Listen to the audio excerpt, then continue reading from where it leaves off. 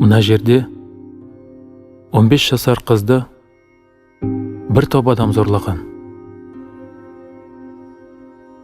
Мұнда мұғалім қарсылық көрсеткен үшін оқушыны ұрып соқты.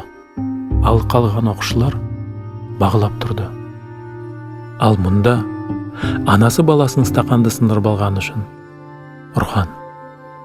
Мына жерде бала көшеде ұйықтап жатыр. Өткені оны үйінен қуып жіберген. Мұнда интернет зорлыққа ұшыраған бозбаланың жағдайы шегіне жетті. Балаларға деген зорлық зомбылықты көрмегеніңіз, оның мүлдем жоқ дегенін білдірмейді.